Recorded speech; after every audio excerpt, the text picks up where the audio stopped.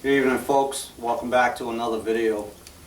What I wanted to do tonight was just kind of share a recipe with you, something that myself and the students kind of concocted during the woodsman course. You know, 7 full days, 8 days if you include graduation day, but 7 full long days out in the wilderness, you know, with minimal food being brought. So I allowed 2 pounds of your favorite Bannock mix, and it took about 3 days for us to secure a meat source, and then we did it additionally after that. But so the first 3 days it was pretty much let's get creative with the Bannock is kind of what it turned into. So again, Bannock's always good on a plank by the fire or even in a pan of your choosing. Works out pretty well. Pretty tasty depending on the style of Bannock and the recipe that you choose to carry. There's a wide variety of that, and you can add a bunch of different things to kind of up the ante, if you will, as far as nutrients and stuff like that. The Bannock itself adds quite a bit of carbohydrates, which you obviously need when you're doing any type of stuff in the wilderness, more long term.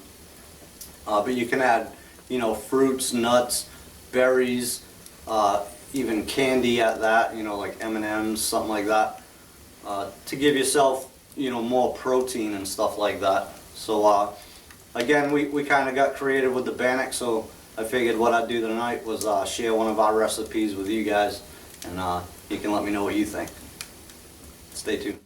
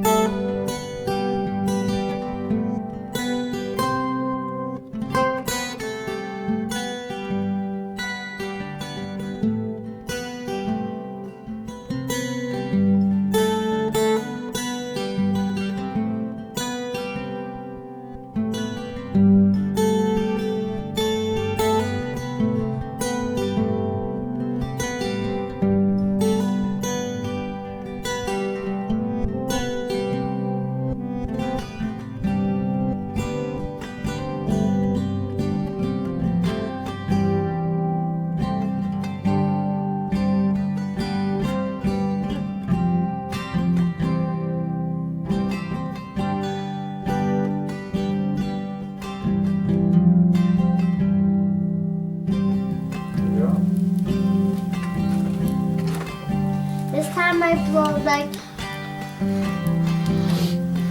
Yeah, you gotta blow the orange part. I blowed hard. You need to go like that. Good job. I blowed it like that much. Yeah. Burn on your fingers if you didn't hold it. Did it feel like you were gonna on fire? Yeah. Is it hot now?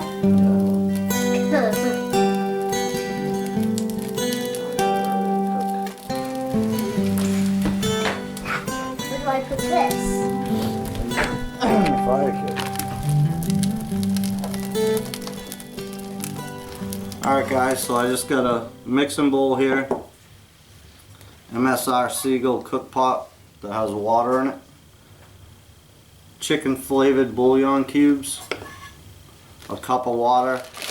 And some Bannock. This is actually the native survival recipe, Mitch's 2.0 version. So he has a video on that for exact measurements and what have you, ingredients and what's in that. But it works pretty well. So I'm just going to take 2 bouillon cubes, put it in the cook pot here and get it on the fire. Then we can go ahead and make our Bannock balls that we're just going to add to that for the dumplings.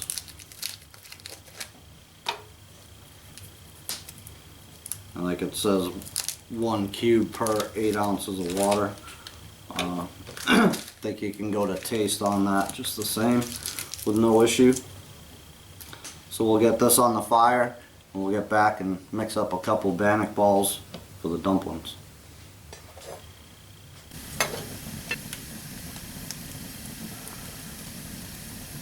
some Bannock mix to the bowl first. And I'm just trying to make a couple dumplings, so I don't want a whole bunch there. Now the trick to mixing this is you want it real pasty. You don't want it soggy at all. So I'm just going to put a little water, kind of mix that around, add more if I need it. But you want them real pasty, kind of dry like a cookie dough type mix. And it's just going to suck up that juice from the bouillon in the pot anyway and get sogged out. So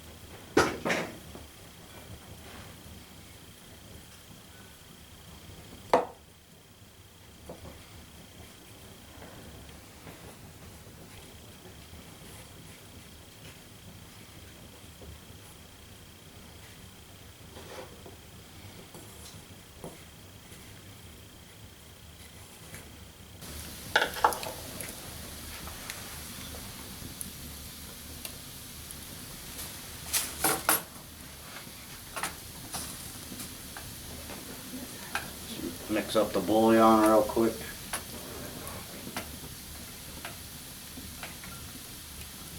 Well, the other key part to this is having a cover for your pot. It helps keep the balls intact so they don't fall all apart on you.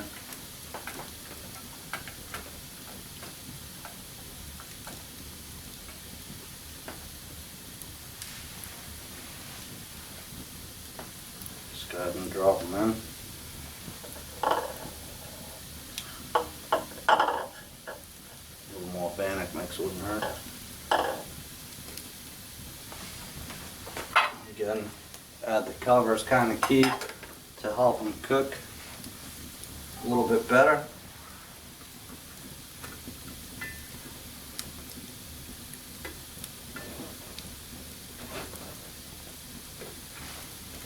Back on the fire.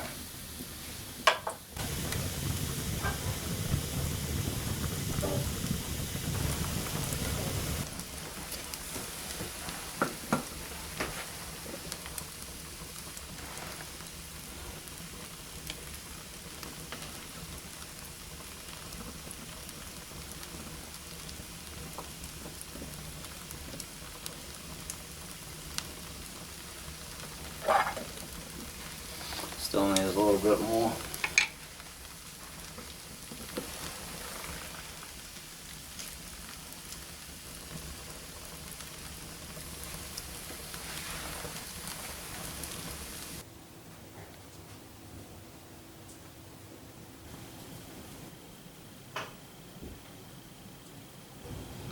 Alright folks, so there you have it. Some Bannock bouillon. Pretty good for you. Like I said, you know, during the Woodsman course we had a pretty wide variety of Bannock recipes, even though that's really all we had for the first, you know, 3 days-ish until we secured some meat sources. So, you know, regular Bannock, obviously on a plank or even in a pan by camp, is always good.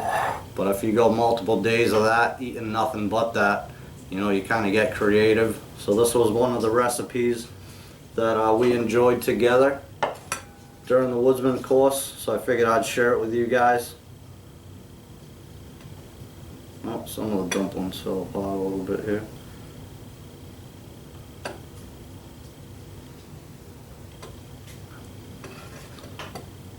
But just thickened up my broth.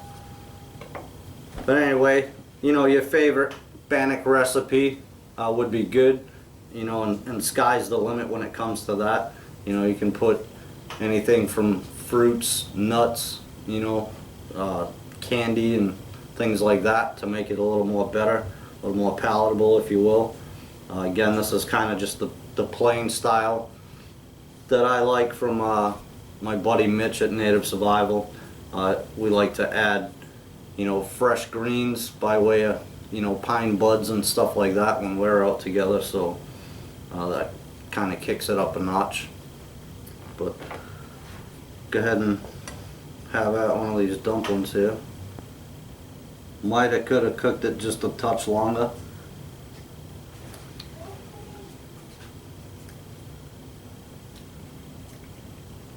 Man, but really good. And Mitch's recipe, he adds cane sugar to it. So again, this is kind of following his recipe for the Bannock anyways. So you can definitely taste the chicken bouillon, you know, on a nice cold night. It definitely warms the soul. And then you got that sweet kick to it as well, and it actually works out pretty decent.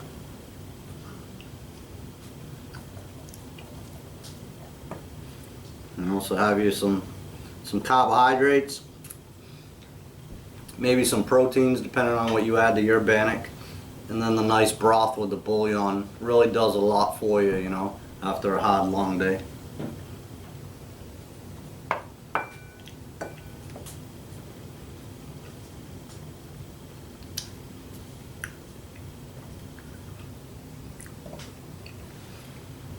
Man, that's good.